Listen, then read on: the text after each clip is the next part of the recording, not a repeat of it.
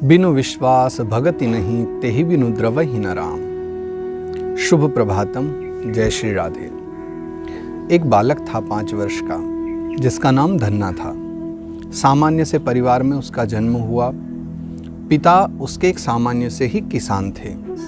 घर में एक ही बहुत अच्छी बात थी कि साधु ब्राह्मणों की सेवा होती थी। घर में कोई अतिथि आ जाए तो उसका पूरा सम्मान किया जाता था। महात्मा लोगों का प्रायः आगमन रहता था, तो जो अपनी दाल रोटी की सेवा बन जाए वो कर दिया करते थे पिताजी। एक दिन एक महात्मा आए थे और प्रातः काल अपनी झोली खोल करके बैठ गए। उसमें से वो काले काले से एक शालिग्राम जी, बड़े प्यारे, उनको निकाला, उनको स्नान ध्यान कराए, पूजा किए और उसके पश्चात में उनको तिलक लगा के, भोग लगा के, चंदन लगा के वापस उनको आसन पर बिठा करके और वो महात्मा जी ने अपनी पूजा समाप्त की। 5 वर्ष के बालक धन्ना ने, बालक होने के कारण 5 वर्ष की छोटी सी एक कच्ची अवस्था में मन पर बड़ा गहरा प्रभाव पड़ता है। आसपास में हम जो देखते हैं उन सभी चीज़ों का, उन सभी क्रियाकलापों का बालक धन्ना के मन पर बहुत गहरा प्रभाव पड़ा और उसने उन ब्राह्मण देवता से, वो महात्मा जी जो आए थे, उनसे कहा कि प्रभु भगवान, आप ये एक भगवान मुझे भी दे दो, मैं भी सेवा करूंगा। तो महात्मा हंसने लगे कि ये कोई खेलने की वस्तु थोड़ा ही ना है, ये तो नारायण हैं, ये तो साक्षात परमात्मा हैं, इनकी तो सेवा पूजा की जाती है। बालक जिद करने लगा, रोने लग गया। तो अब माता पिता भी दुखी कि महाराज जी, अभी ये ऐसा ही है, आपकी सेवा पूजा देख के इसका मन कर गया कि ये भी सेवा करे, परंतु अब आप भी समझाइए इसे, क्योंकि इस ठाकुर जी की सेवा पूजा हम लोगों के बस की कहाँ है इतने विधि विधान से। तो महाराज जी ने कहा, बालक है, कोई बात नहीं, इसको बालक को बालक की तरह ही समझाया जाता है। और उन महाराज जी ने, संत जी ने पास ही पड़ा हुआ एक काला पत्थर उठा करके बालक धन्ना के हाथ में रख दिया और कहा, बेटा यही शालिग्राम जी है, लो इनकी सेवा पूजा करो। बालक धन्ना ने उन ठाकुर जी को देखा तो हृदय इतना आनंद विभोर हो गया, वो इतना प्रसन्न हो गया, वो दौड़े दौड़े गया। उसने लकड़ी का एक पाटा उठाया, एक लकड़ी का टुकड़ा, और उसको आसन की तरह बिछा दिया। उस पर एक कपड़ा बिछाया और अपने शालिग्राम जी को, काला पत्थर जो दिया था महाराज जी ने, उसी को शालिग्राम रूप में भगवान मान करके वहाँ रख दिए। फिर जल लेकर के आए, लोटा भर के थाली लाया और शालिग्राम जी को स्नान कराया। स्नान करा के फिर, अब तिलक तो था नहीं, तिलक तो महाराज जी के पास था, यहाँ घर में तो तिलक है नहीं, बस मन में ये था कि तिलक लगाना है। भाव सच्चा था। मिट्टी उठाई, थोड़ा सा पानी डाला और मिट्टी को ही घोल करके उसने मिट्टी का ही ठाकुर जी को ऊर्ध्वपुंड्र लगा दिया, जैसा कि बिल्कुल महाराज जी ने लगाया था वैसा ही धन्ना ने भी लगा दिया और प्रसन्न हो गया कि ठाकुर जी की सेवा हो गई। तिलक लगाया। अब भोग की बारी आई, तो दिन में जब भोजन का समय आया और माँ ने भोग बनाया था, वो प्रसादी बना करके 2 रोटी उसको दी कि ले बेटा खा ले। तो धन्ना अपनी थाली लेकर के, जिसमें वो 2 रोटी रखी हुई थी, और लाके ठाकुर जी के सम्मुख उसने अर्पण कर दी, क्योंकि उसने देखा था कि महाराज जी पहले ठाकुर जी को भोग लगाते हैं और ठाकुर जी के खाने के बाद ही वो भोजन खाते थे। तो उसने विचारा, मैं भी ऐसा ही करता हूँ, और धन्ना ने ठाकुर जी के सम्मुख वो थाली लाके रख दी। अब भोला भाला हृदय, सरल हृदय धन्ना ये तो जानता नहीं था कि ठाकुर जी तो इस प्रकार आकर के पाएंगे नहीं, लेकिन विश्वास बड़ा दृढ़ था, श्रद्धा बहुत अटूट थी। अब भगवान के सामने बैठा रहा, 5 मिनट आंख बंद कर ली, फिर एक आंख खोल करके देखी ठाकुर जी तो अभी रोटी नहीं खाए, फिर आंख बंद कर ली, 10 मिनट हुए, फिर आंख खोली, फिर देखा नहीं पाए, फिर आंख बंद कर ली। ऐसे करके 15 मिनट, आधा घंटा, 1 घंटा, 2 घंटा बीत गए और ठाकुर जी ने भोजन नहीं पाया। तो धन्ना को लगा कि ठाकुर जी मुझसे तो बड़े नाराज हैं, और धन्ना ने उसी क्षण अपनी थाली उठाई और माता पिता से छुप करके, चोरी से, और जा करके तालाब में वो खाना फेंक दिया। ठाकुर जी नहीं खा रहे हैं तो मैं कैसे खा सकता हूँ उनको खिलाए बिना? ये भी तो एक दुविधा थी ना। छोटे से बालक के हृदय पर ऐसी भक्ति चढ़ी, ऐसा गहरा प्रभु का रंग चढ़ा कि पूरी तरह समझ भी नहीं थी, लेकिन उसके बाद भी उसने जा करके तालाब में फेंक दिया। अगले दिन पुनः भोजन का समय हुआ, माता ने फिर भोजन दिया। पूरे 24 घंटे से भूखा बैठा हुआ धन्ना फिर से ठाकुर जी के सम्मुख ले जा करके वो थाली रख देता है। 24 घंटे से भूखा धन्ना फिर प्रार्थना करता है कि भगवान अब तो पा लीजिए भोजन, द्वितीय दिवस भी भोग लगा करके धन्ना प्रतीक्षा करते रहता है कि आज तो ठाकुर जी अवश्य ही भोग लगाएंगे। अब तो नाराजगी भी चली गई होगी, 24 घंटे हो गए हैं। दूसरा दिन भी चले जाता है और ठाकुर जी भोग नहीं पाते। 2 घंटे प्रतीक्षा करने के बाद में अंत में धन्ना ले जा करके पुनः तालाब में वो भोजन फेंक देता है। और इस प्रकार से भोजन न करते हुए, निराहार रहते हुए धन्ना को 3 दिन बीत जाते हैं।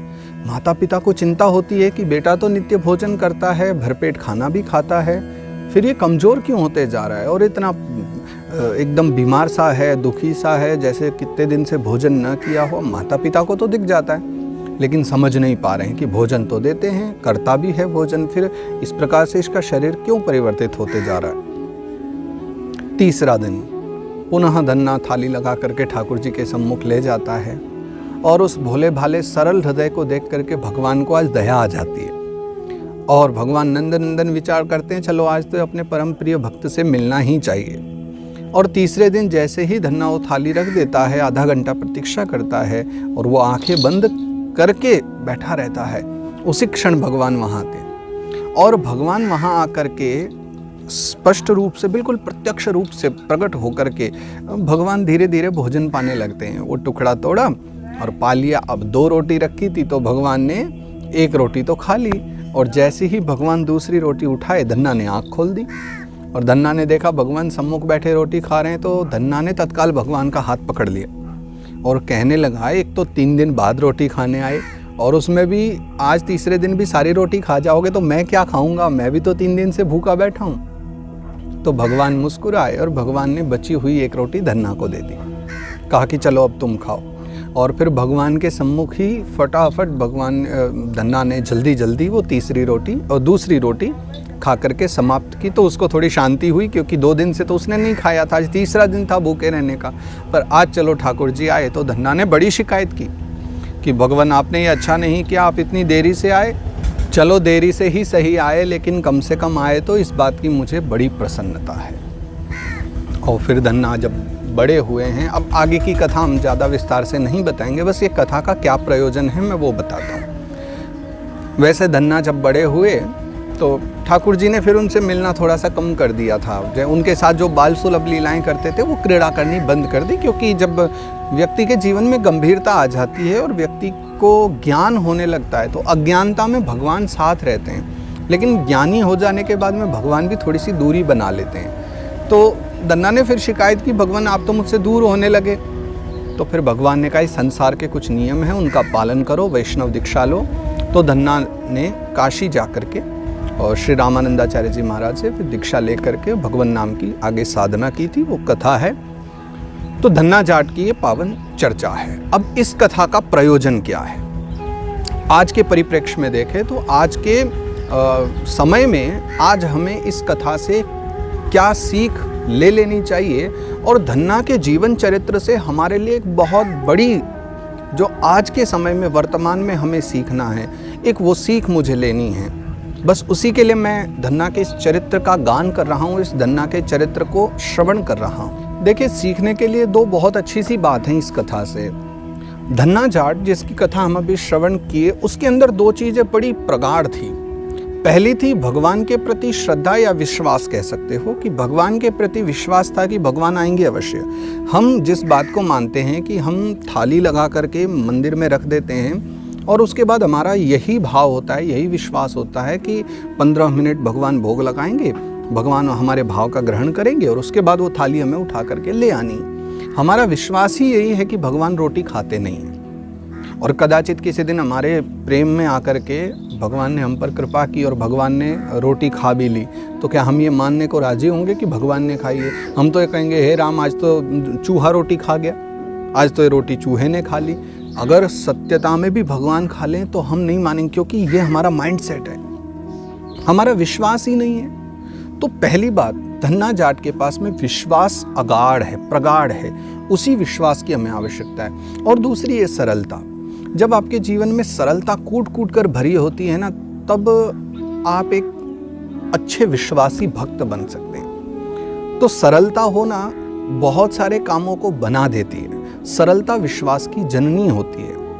आप जीवन में कुछ बड़ा करना चाहते हो, आप एक बहुत ऊंचाइयों पर पहुंचना चाहते हो, परंतु विशेषता क्या है कि आपका जो माइंड सेट है, आपकी जो सोचने की क्षमता है, वो उतनी बड़ी नहीं है जितने बड़े आप होना चाहते हो। आप जहां पहुंचना चाहते हो, आपको जिस लक्ष्य की प्राप्ति की कामना है, वास्तविकता में आप कभी मन से उस लक्ष्य तक पहुंच ही नहीं पाते, इसलिए आप वास्तविकता में भी नहीं पहुंच पाते। एक गरीब परिवार का व्यक्ति जिसके घर में सिर्फ खाने पीने की ही व्यवस्था है, अगर वो विचार करे कि मेरी कोई बहुत बड़ी एक फैक्ट्री हो या मेरा बड़ा व्यापार हो, तो ये उसके लिए सोचना ही संभव नहीं हो पाता कभी कभी। पर ऐसा नहीं है, लाखों लोग सोचते भी हैं, विचार करते हैं, लक्ष्य रखते हैं कि नहीं, मेरा आने वाले समय में इतना बड़ा बिजनेस होगा, मेरा इतना बड़ा व्यापार होगा।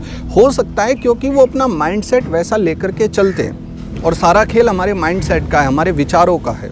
अगर हमारे विचार बड़े होंगे, अगर हम उतने उच्च विचार रख सकते हैं कि नहीं, हम जीवन में उस चीज़ को प्राप्त कर लेंगे, उस लक्ष्य को प्राप्त कर लेंगे, तो संभव है कि आप कर लोगे।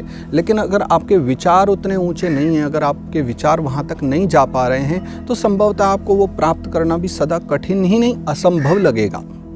जैसे कि धन्ना को विश्वास था कि ठाकुर जी आएंगे, आपको और मुझे लगता है ये असंभव है, नहीं आएंगे, लेकिन वो 3 दिन तक प्रतीक्षा किया। और ये सब कोई मनगढ़ंत खोखली कहानियाँ नहीं हैं, ये भक्तों के चरित्र हैं। ये हमारे ही इसी जीवन में, इसी कलिकाल में जो उत्पन्न हुए हैं भक्तजन, और उनके साथ जो लीला घटित हुई है, ये उनकी चर्चा है।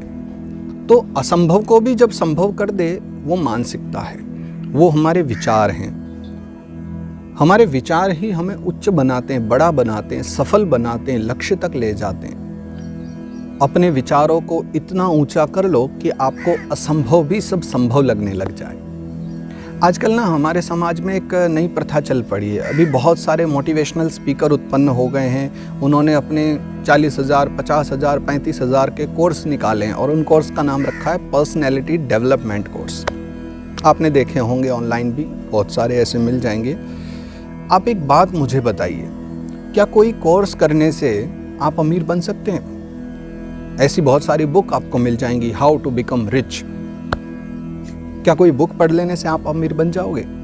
क्या कोई बुक पढ़ लेने से या किसी की बातें सुन लेने से आप अमीर बन सकते हो? नहीं। तो फिर भी क्या बात है कि लोग 35,000 और 50,000 दे करके कोर्स खरीदते हैं, कोर्स ज्वाइन करते हैं। क्या वो सिर्फ कोर्स ज्वाइन कर लेने से वो लोग अमीर बन जाएंगे? नहीं। लेकिन जब आप वो कोर्स करते हैं तो आप एक सामने वाले किसी अमीर व्यक्ति के विचारों को सुनते हैं। हाँ, वो स्वयं भी अमीर होना चाहिए, जो आपको ये बातें बता रहा है, वो अपना अनुभव शेयर आपसे कर रहा है, साझा कर रहा है, तो आप उसके विचारों को सुनेंगे। एक अमीर आदमी के विचारों को सुन करके, जिसके विचार बहुत बड़े हैं, जब आप उसके विचारों को सुनते हो और अपने विचारों को भी उसके विचारों के साथ समानता करते हो, तो आप पाते हो कि आपके विचार बहुत छोटे हैं। और तब आप अपने छोटे विचारों को बहुत ऊपर ले जाने का प्रयास करते हैं, अपने विचारों को आप बड़ा बनाते हैं, अपने लक्ष्यों को बड़ा बनाते हैं, तब जाकर के आप धीरे धीरे अमीर बनते हैं। तब जाकर के अगर आप में थोड़ी सी असभ्यता है और आप अपनी पर्सनैलिटी डेवलपमेंट के लिए कोई कोर्स देखते हैं और पढ़ करके या सुन करके किसी को, किसी अच्छे व्यक्ति को, सभ्य व्यक्ति को, और आप अपने अंदर, आप पढ़ करके, सुन करके किसी सभ्य व्यक्ति को अपने अंदर उन गुणों को, उन सद्गुणों को लाते हैं, तब आप में परिवर्तन आता है। तो सारी जो कथा है, सारी जो चर्चा है, वो विचारों की, विचारों को बदलने के लिए ही हमें वो सब करना पड़ता है। अब एक बात बताइए, पर्सनैलिटी डेवलपमेंट के या हाउ टू बिकम रिच वाले जितने भी कोर्सेज हैं, वो 35 से 50,000 के आते हैं। वहीं अगर आप उनकी बुक खरीदें तो आपको वो 150 रुपये में, 200 रुपये में मिल जाती है। और इन सब की जो जननी है, ये सब जहाँ से शुरू हुआ है, जहाँ से सब लोग कॉपी मार करके उठा करके ला रहे हैं, वो है भगवत गीता। भगवत गीता हमारे समाज में, हमारे भारतवर्ष के लिए, और भारत नहीं पूरे विश्व के लिए एक ऐसा वरदान है कि देखो, बड़े से बड़े जो विद्वान आज कुछ कह रहे हैं, वो सब कुछ गीता में है। बस बात यह है कि आप उसको पढ़ पाते हैं नहीं। सब उसको सरल भाषा में कह देते हैं, उसमें थोड़ी सी क्लिष्ट भाषा में, लेकिन बहुत सारे विद्वानों ने उस क्लिष्ट भाषा को सरल कर दिया है, तो आप उसको पढ़ सकते हो। 20 रुपए की गीता जी आपको करोड़ों रुपए का ज्ञान दे सकती है। व्यासोच्छिष्टम जगत सर्वम, इस संसार में ऐसा कुछ भी नहीं है जो हमारे वेद व्यास जी ने कहीं ना कहीं न लिखा हो। तो आपको बहुत सारे धर्म ग्रंथ पढ़ने की भी आवश्यकता नहीं पड़ेगी, अगर आप कुछ ही भगवान वेद व्यास के लिखे ग्रंथों का अध्ययन कर ले। अब किसी दिन मैं एक ऐसी वीडियो बना देता हूँ जिसमें कुछ ऐसी पुस्तकें जो हर एक भारतीय को पढ़ लेनी चाहिए, क्योंकि भारतीयों को इसलिए पढ़नी तो पूरे विश्व को चाहिए, पर भारतीयों के लिए अभी जो उपलब्ध रहती हैं सदा उपलब्ध रहती है। और मुझे तो सब फिलहाल तो भारतीय ही देख रहे हैं, हिंदी भाषी ही देख रहे हैं, चाहे वो अमेरिका से देखें या यूके से देखें, पर हैं तो सभी हिंदी भाषी। तो जो हिंदी भाषियों के लिए सभी के लिए जो उपलब्ध हैं, और संभवतः उनके कुछ अलग एडिशन भी होंगे जो अन्य भाषाओं में भी होंगे, अन्य भारतीय भाषाओं में भी होंगे और आंग्ल भाषा में भी होंगे, तो पता करके आप उनको पढ़ सकते हो। तो कुछ पुस्तकें हैं वो क्यों पढ़नी चाहिए और उनकी क्या विशेष महत्ता है, मैं उसके विषय में किसी एक दिन आप सबको बता दूंगा। तो प्रयास करना कि अपने जीवन में कम से कम एक बार आप उनको पढ़ लेना, तो आपको कोई न तो पर्सनैलिटी डेवलपमेंट का कोर्स करना पड़ेगा, न ही विचारों को ऊंचा करने के लिए कोई अन्य पुस्तक पढ़नी पड़ेगी, क्योंकि वही कुछ धर्म ग्रंथ, और उनको आप थोड़ी देर के लिए धर्म भावना, अगर आप अधार्मिक व्यक्ति हैं तो आप धर्म भावना को थोड़ी देर के लिए छोड़ देना। अगर आपको ऐसा लगता है कि नहीं मैं कोई धार्मिक नहीं हूँ, मुझे ये आवश्यकता नहीं, आप भगवान के लिए नहीं, अब धर्म के लिए नहीं, अपने जीवन के लिए पढ़ना। मेरा विश्वास है धर्म से और भगवान से आपको खुद ही प्रेम हो जाएगा। ये कथा का जादू ही ऐसा है, इसकी महत्ता ही ऐसी कि अपने आप वो प्रेम उसमें उत्पन्न हो ही जाता है। तो विचारों को बदलने का खेल है, विचारों का माइंडसेट का सारा खेल है, जिससे व्यक्ति असंभव को संभव बना देता है।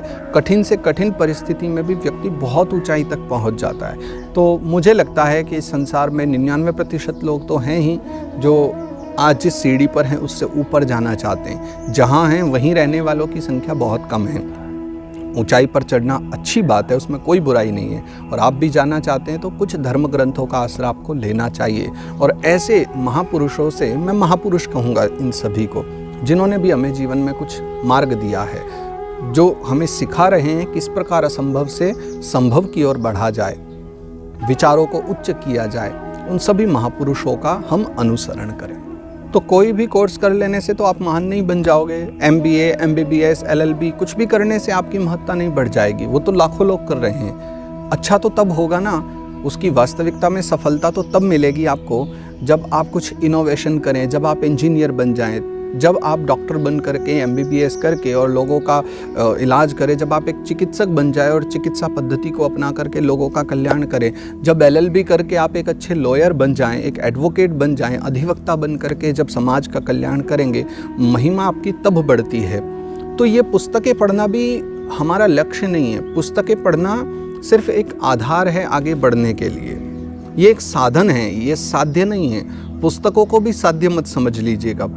पुस्तकें एक साधन है लक्ष्य को प्राप्त करने के लिए। तो पुस्तकों को पढ़ो एक साधन रूप में और फिर लक्ष्य की प्राप्ति करो। साध्य, अगर भक्तों की भाषा में कहूँ तो साध्य सदा से परमात्मा होते हैं, और साधन धर्म कर्म पूजा पाठ आदि ये सभी साधन होते हैं। साधन से तात्पर्य है जो हमें पहुँचाने वाले हों। जैसे गाड़ी है एक साधन है, और जो हमारा मंजिल है, जो हमारा लक्ष्य है, वो हमारा साध्य होता है। तो ईश्वर की ओर जाना है तो उसके लिए भी हमारे धर्म ग्रंथ साधन हैं। अगर आपको सफलता जीवन में चाहिए उसके लिए भी हमारे धर्म ग्रंथ साधन हैं। अगर आपको एक अच्छी स्थिति में पहुंचना है, आपको असंभव को संभव करना है, उसके लिए भी हमारे धर्म ग्रंथ साधन हैं। बस आवश्यकता है तो उनको पढ़ने की, उनके अंदर दी हुई चर्चाओं को जीवन में ग्रहण करने की, और महापुरुषों के जीवन चर्चा को श्रवण कर उनका अनुसरण करने की। इतना भी कर लिया तो हम असंभव से संभव की यात्रा कर पाएंगे। यही आज की चर्चा का, मेरा कहने का विषय यही था आज की चर्चा में, कि हम ऐसे महापुरुषों का अनुसरण करें। पुनः मैं मिलता हूँ आपसे जल्दी कुछ एक अच्छी चर्चा के साथ में, और तब तक आप सभी स्वस्थ रहें, मस्त रहें, आनंदित रहें। मेरा आप सभी को बहुत बहुत सारा प्रेम, और आप सभी जो यहाँ तक देखते हुए आ गए हैं, बहुत बहुत आप सभी के लिए साधुवाद कि आप अच्छी चर्चाओं में समय दे रहे हैं। पुनः मिलेंगे, तभी तक के लिए आप सभी को मेरा सादर प्रणाम। जय श्री राधे।